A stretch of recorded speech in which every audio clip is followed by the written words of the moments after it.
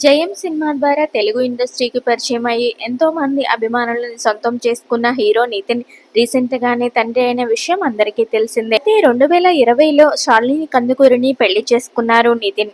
శాలిని కందుకూరి బయట వారికి సరిగా తెలియనప్పటికీ కూడా సోషల్ మీడియాలో మాత్రం ఎప్పుడూ యాక్టివ్గా ఉంటారు. ఈ 2024 సంవత్సరంలో తమ లైఫ్లో జరిగిన కొన్ని మూమెంట్స్ను ఆమె సోషల్ మీడియా వేదికగా షేర్ చేసుకోగా ప్రజెంట్ అవి వైరల్ అవుతున్నాయి.